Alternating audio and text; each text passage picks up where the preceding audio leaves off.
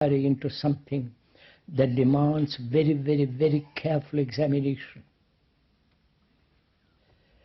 So we are doing this together, not meditating together, but inquiring what is meditation, and from that discover for oneself as we go along the whole movement of meditation.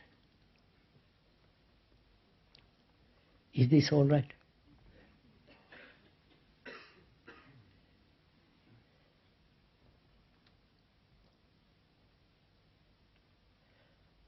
First, I think one must be careful in observing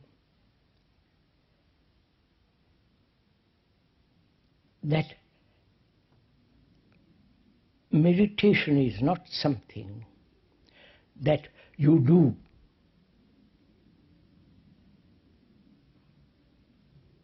Meditation is something entirely a movement into the whole question of our living. That's the first thing. How we live, how we behave, whether we have fears, anxieties, sorrows, we are pursuing everlastingly pleasure, whether we have built images about ourselves and about others.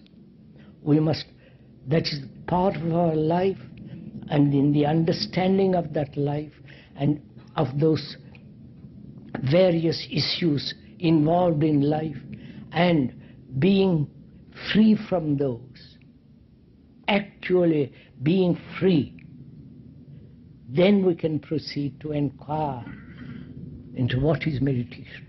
That's why we have, for the last 10 days or last week, we have said we must put order in our house. Our house is ourselves. Complete order. Then,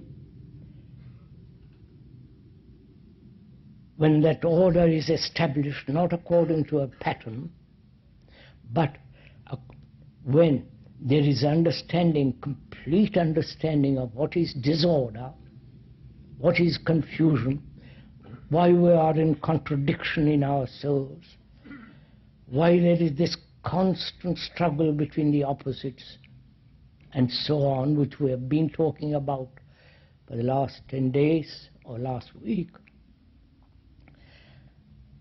Having put that in order, our life in order, and the very placing things in their proper place is the beginning of meditation. Right? If we have not done that, actually, not theoretically, but in daily life, every moment of our life, then if you have not done that, then meditation is merely becomes another form of illusion, another form of prayer, another form of wanting something, money, position, refrigerator, and so on. So we are asking now, what is the movement of meditation? First of all, we must understand the importance of the senses.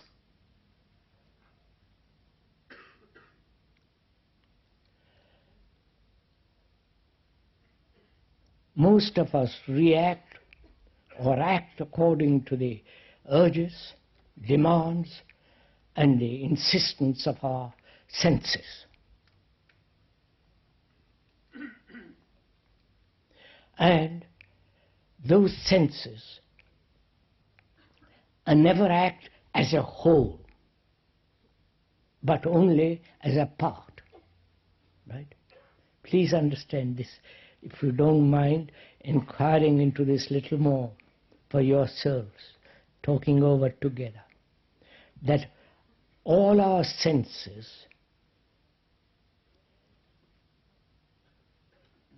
never function, move, operate as a whole, holistically. If you observe yourself and watch your senses, you will see that one or the other of the senses becomes dominant. One or the other of the senses takes greater part in observation, in our daily living.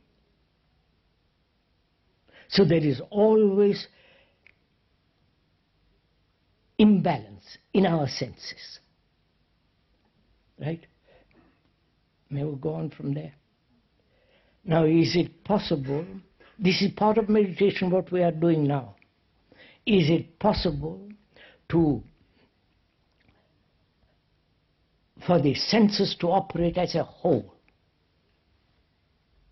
To look at the movement of the sea, the bright waters, the eternally restless waters, to watch those waters complete with all your senses. Or a tree, or a person, or a bird in the flight, a sheet of water, the setting sun or the rising moon, to observe it, to look at it with all your senses fully awakened. If you do,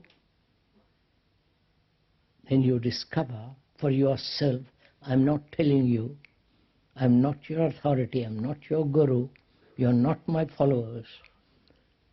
Followers are the most destructive people. And the gurus too.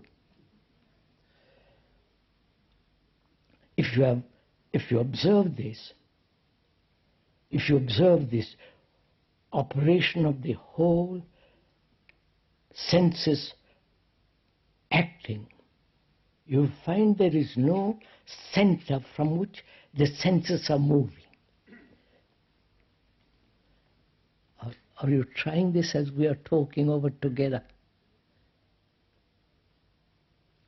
To look at your girl or your husband or your wife or the tree or the house with all the highly active, sensitive senses. Then in that there is no limitation. If you try it, you do it and you'll find out for yourself. That's the first thing one has to understand. The place of the senses. Because most of us operate on partial or particular sense. We never move or live with all our senses fully awakened, flowering.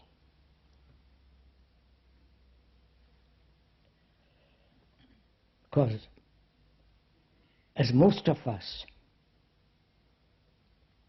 live, operate, and think partially. So one of our